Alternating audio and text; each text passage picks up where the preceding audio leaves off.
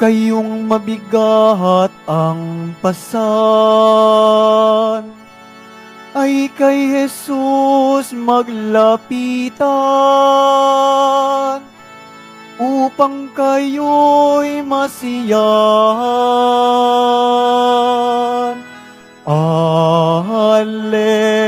Alleluia, Alleluia,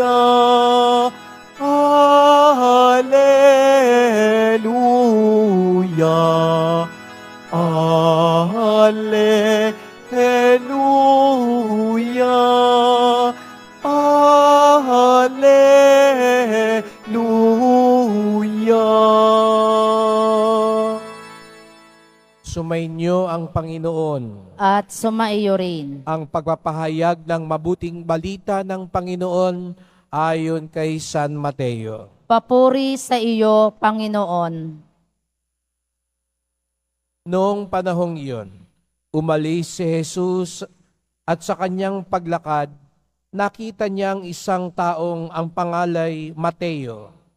Nakaupo ito sa paningilan ng buwis.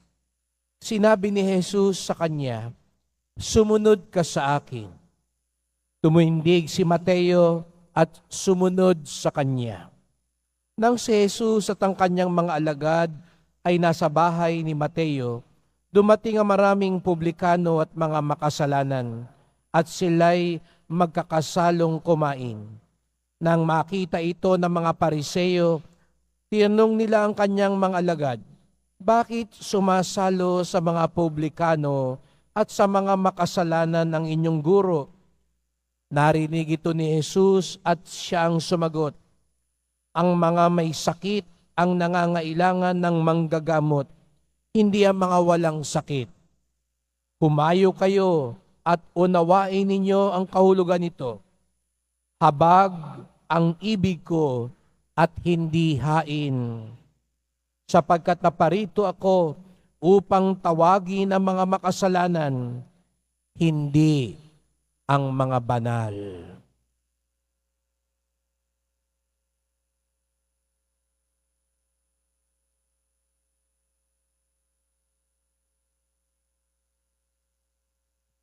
Mga kapatid, ang mabuting balita ng ating kaligtasan. Pinupuri ka namin, Panginoong Heso Kristo. Magsiupo ang lahat. Magandang umaga po sa inyong lahat at maligayang pagdating sa tahanan ng ating mahal na pong Jesus Nazareno. Pinagdarasal din natin ang mga nasa online, lalo na po ang mga may sakit, nag-aalaga sa may sakit at mga kababayan, kadeboto natin mula sa iba't ibang panig ng bansa daigdig na nais sumama sa misa dito sa Quiapo, sa Basilica Minor at pambansang dambana ni Jesus Nazareno.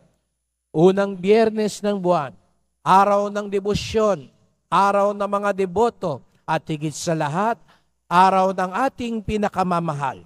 Kaya't bigyan natin ng papuri, parangal at pasasalamat ang ating minamahal na Nuestro Padre Jesus Nazareno. Tuwing unang Biyernes ay ating ipinagdiriwang at ginugunita ang kamahal-mahalang puso ni Jesus Nazareno. Ano nga ba ang nakikita ng puso ni Jesus Nazareno? Kung kayo'y tatanungin ko, anong unang nakikita nyo sa isang tao? Ngayon siguro, nung pumasok kayo sa simbahan, pag upo nyo dyan, at may tumabi sa inyo, lalo na't hindi ninyo kasama, anong una ninyong napansin?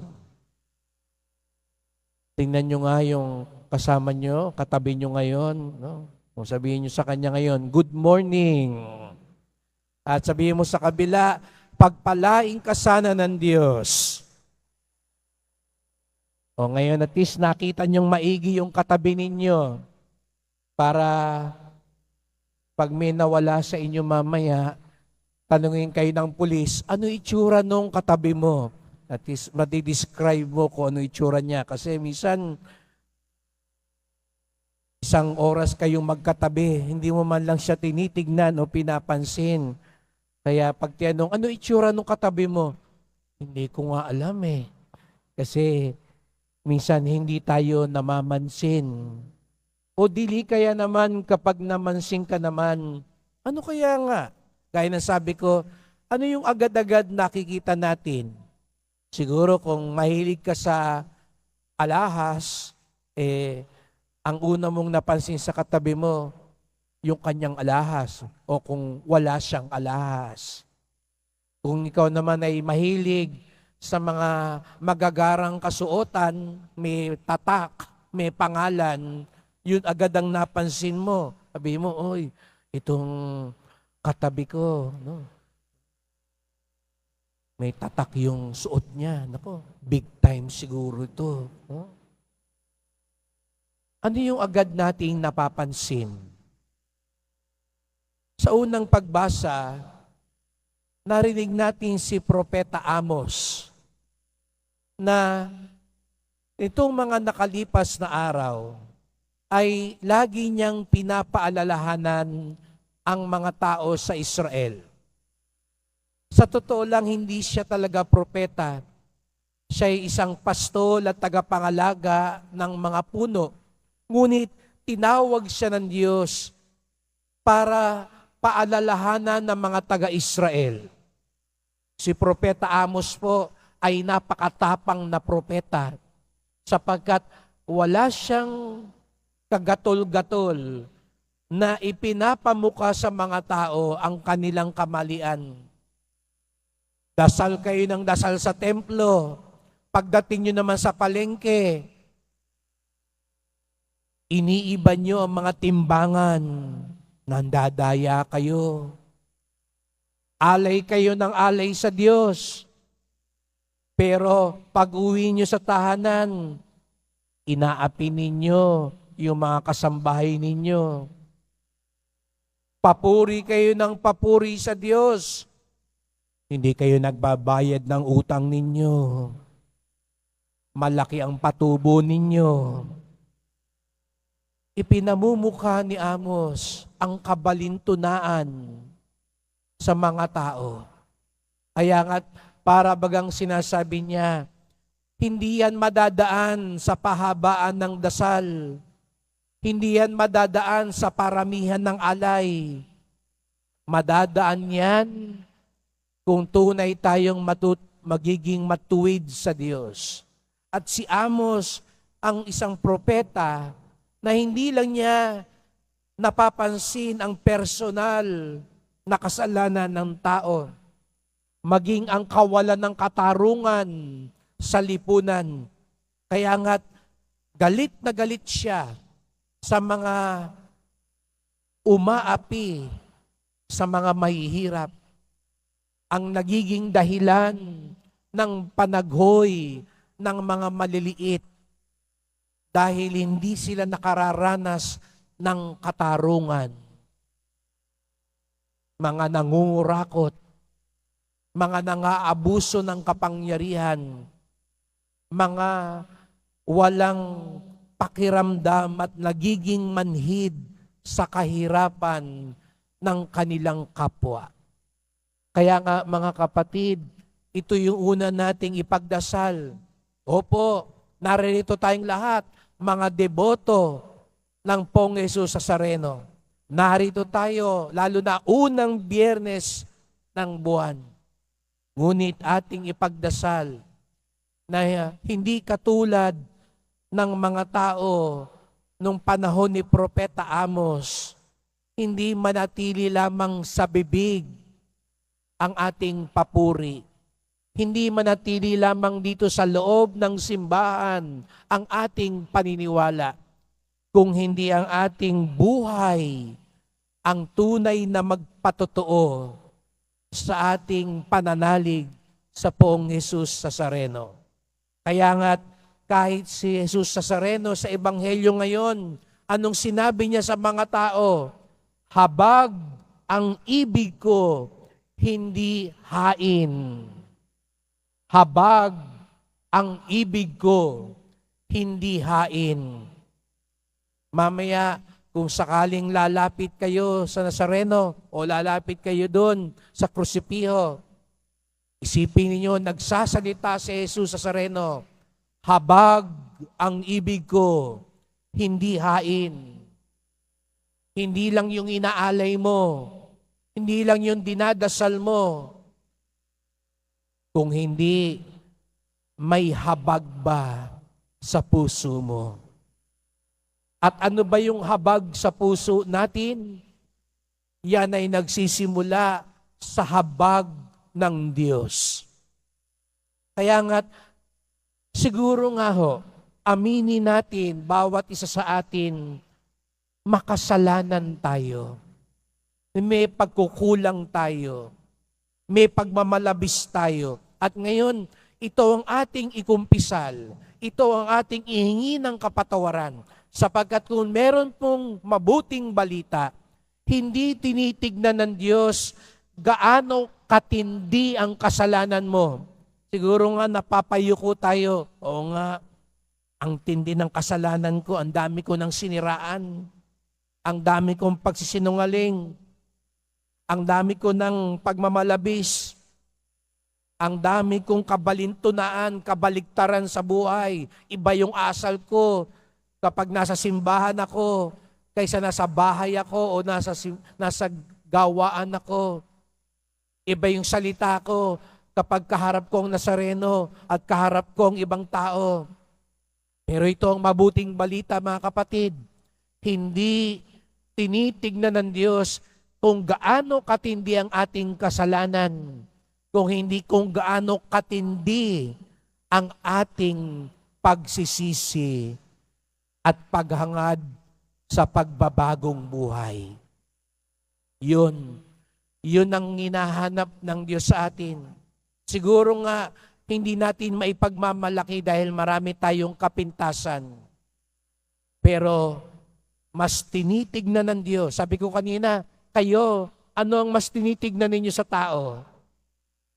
Mayaman ba siya? May pangalan siya? Anong ginawa niya? Ang Diyos, ang mas tinitignan niya kung gaano katindi ang ating pagsisisi at paghahangad sa pagbabagong buhay. Kaya nga, sa dinami-dami ng mga tinawag ni Jesus sa Nazareno bilang apostol at alagad, ang kanyang tinawag si Mateo. Bakit si Mateo pa? Maniningil ng buwis yan. Bakit si Mateo pa? Mandaraya yan. Bakit si Mateo pa? Mukhang pera yan. Kaya nga yung mga Pariseo, yung mga eskriba, nagugulumihanan, na iskandalo kay Jesus Nazareno. Bakit yan ang sinasamahan mo, yung mga yan? Mga makasalanan yan. Ang tinitignan lang nila, yung tindi ng kasalanan ng tao.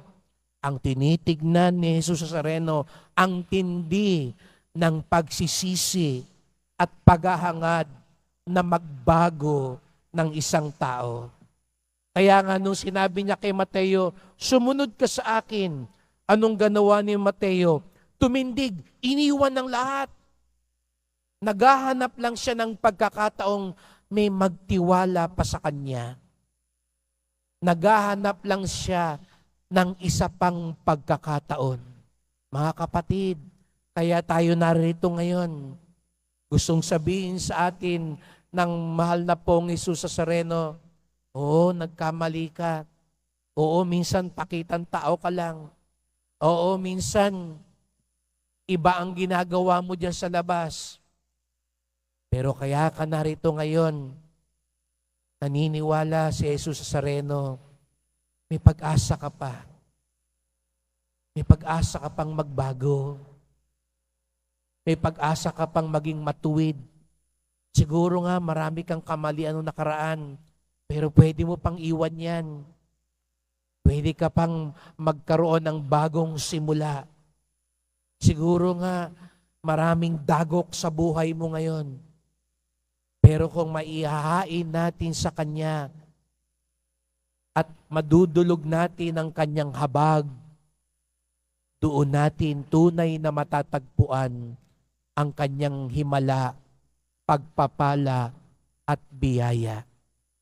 Kaya mga kapatid, huwag tayong mahiyang umamin sa ating pagkakamali. Baka meron kang ngayong kailangang sabihan ng sorry. Pero kasi ma-pride ka, kaya hindi mo maamin-amin kasi alam mo mapapahiya ka. Hilingin mo sa mahal na pong Hesus Nazareno, bigyan ka ng katapatan at lakas umamin ng iyong pagkakamali. Siguro nga ngayon may kailangan kang patawarin. Kaya sinasabi sa iyo ni Hesus Nazareno, habag, hindi hain ang ibig ko. Mas gugustuhin ko pa, magpatawad ka. Hindi ka man makabalik dito sa isang Biyernes, okay lang. Pero magpatawad ka. Matutuwa ako. At mas maipapakita ko sa iyo ang tunay na himala at pagpapala. Habag, hindi hain. Hindi tinitingnan ng Diyos lamang kung gaano katindi ang ating kasalanan. Mas tinitignan ng Diyos gaano katindi ang ating pagsisisi at paghahangad sa pagbabagong buhay. Kaya't sa pagpapatuloy ng misang ito, sama-sama po tayo magdasal. Mahal na pong Hesus Nazareno, narito naman po kami, dumudulog sa iyong kamahal-mahalang puso. At ang laman ng puso po ninyo, nag-uumapaw na awa at habag. Ang tinitignan ng puso ninyo, hindi kung gaano kami kasama, gaano karami ang aming kasalanan, gaano katindi ang aming pagkakamali. Ang mas tinitignan ng puso ninyo, yung katapatan at pagnanais naming magsisi, magbagong buhay, at magbalik loob sa inyo. Mahal na pong Hesus Nazareno, linisin niyo po ang aming puso upang maging handa kami sa aming tunay na dapat gawin sa buhay. Upang maging handa kami tanggapin ang iyong tunay na himala at pagpapala. Sapagkat naniniwala kami, mayroon kayong nakalaang biyaya sa amin. Nabubulag lang kami at nahadlangan kami upang makita at matanggap ito.